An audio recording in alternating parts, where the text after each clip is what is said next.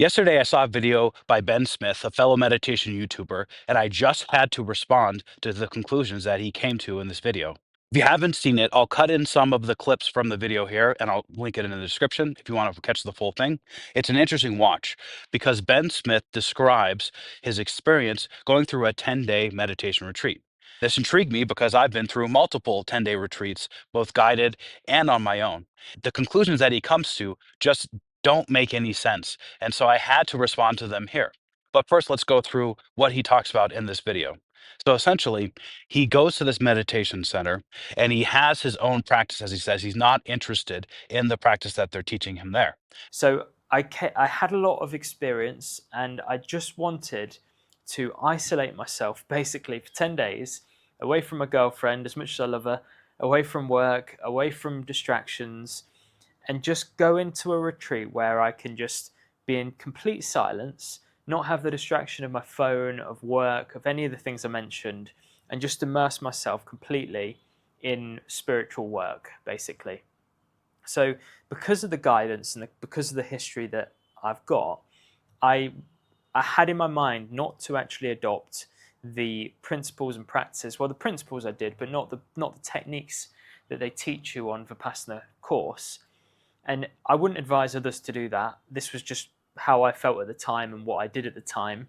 And it wasn't because I felt like Vipassana didn't have anything to teach me or anything like that.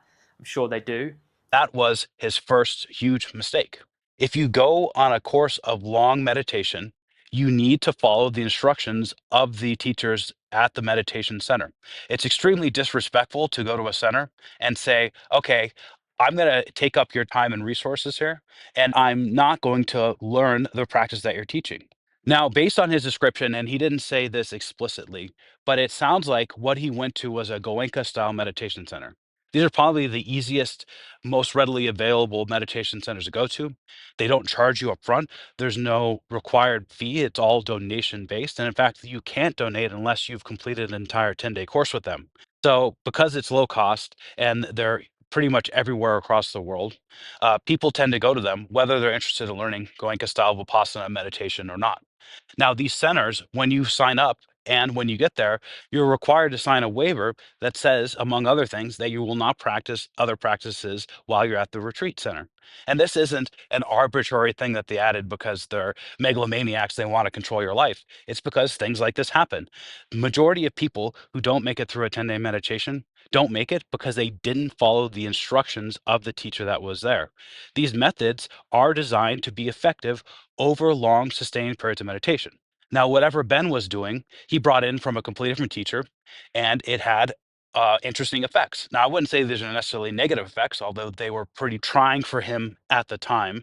So, this is one big reason why he comes to the wrong conclusion. Another huge mistake that he made is he didn't discuss this with the teachers. It sounds like, from his fairly brief description, that he was going through some form of a Kundalini awakening. That's the energy, not being able to sleep. My eyelids also started to flicker, and it was almost like this energy was just building up and building up and building up, and then all of a sudden it was like a blockage just, or a gate opened, or a blockage just became unblocked, and it was like poof, and this enormous, and I mean absolutely enormous surge of energy poured around my entire body. Also, he had visions. He said he saw demons, which isn't indicative of a high spiritual attainment. So I had this flash of a demon come into my mind.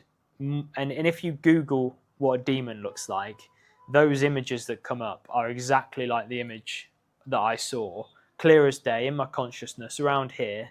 And as soon as I connected with the divine and asked for help, within maybe 5 seconds it did disappear, fortunately. But all of this is going on, and I'm starting to think, like, what is happening? Like, how can I get this energy out of me?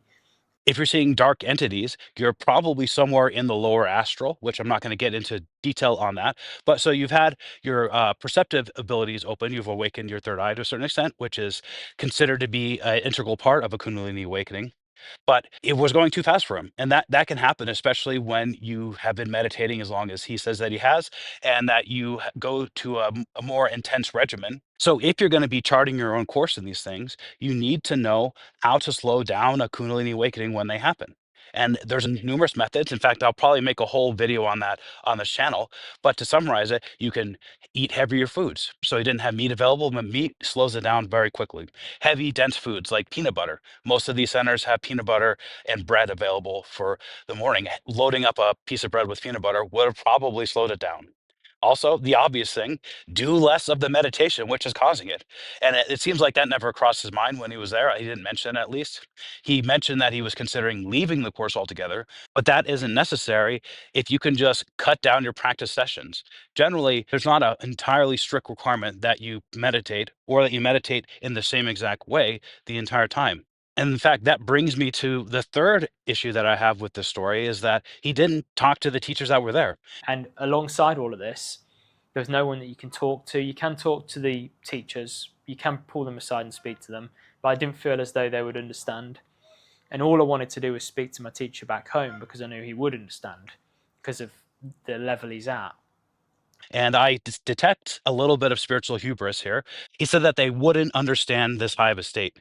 Well, I don't know exactly what center he went to, but I'm familiar with Goenka Vipassana centers, and many of those teachers have experiences beyond what you would think. Now, they teach very narrowly to the method that Goenka taught. In fact, Goenka is the only one actually doing the teaching for the most part. They consider themselves assistant teachers, but they do field questions. But many of them have broad experiences outside of Goenka Vipassana. And at the very least, they know what this kind of Kundalini awakening looks like. When I was doing my first Vipassana retreat, I actually was doing some involuntary Kundalini awakening movements where I was bouncing up and down a little bit and a few other things. And the teacher actually saw that. And during one of our interviews, she brought it up and said, "You should not do that. It'll cause things to happen that you don't necessarily want to happen at this time." So, even without me asking about it, they were able to point out, okay, this is something that can lead to the kind of experiences that Ben was having, and they know how to avoid it. If he had actually discussed this with the teachers who were there to guide him, it's very possible that even if they hadn't gone through it themselves, which is debatable, they would know how to slow it down.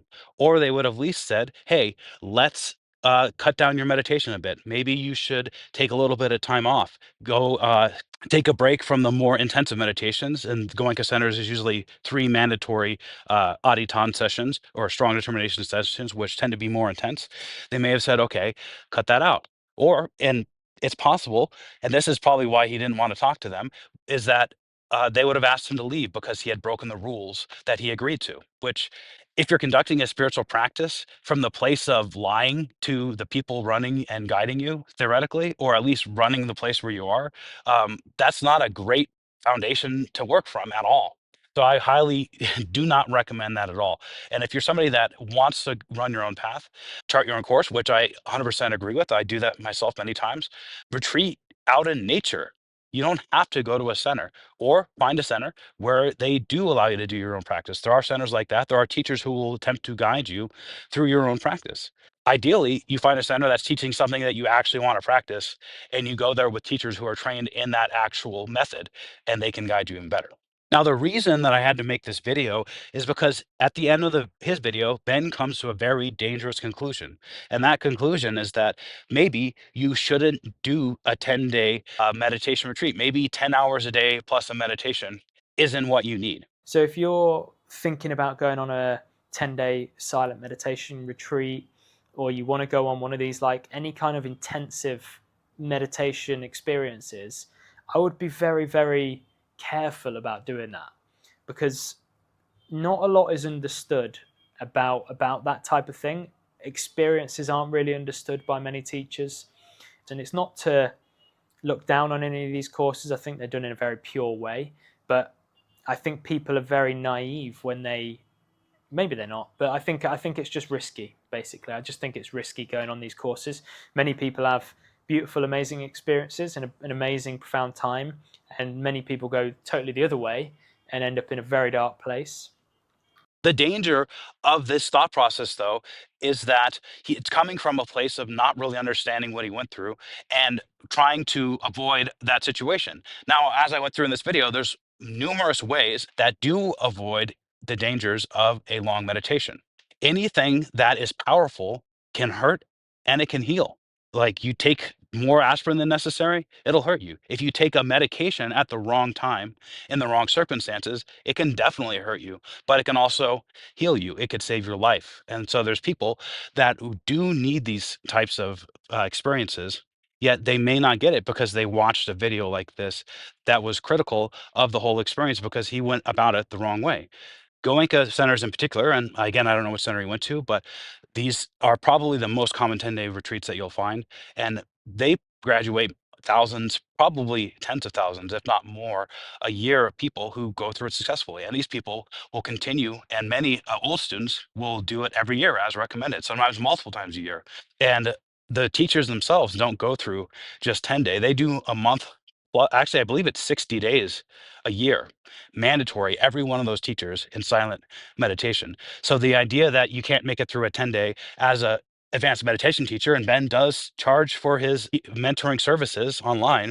If anyone is interested in learning more about meditation or being part of a school community, I'll leave a link to my school in the description below. Now, is every method meant for that? No. You need to learn the right method for it.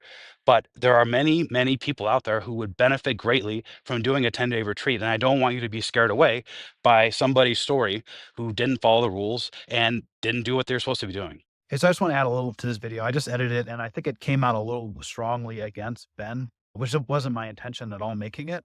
I really appreciate people like him put their experiences out there because I think this type of dialogue is beneficial for the community. And, he was expressing the way he felt at the time, which is maybe not the way that he would react now. I'm not saying that you shouldn't listen to his teachings or his experience or anything like that. I just thought it would be useful to add my perspective to this conversation.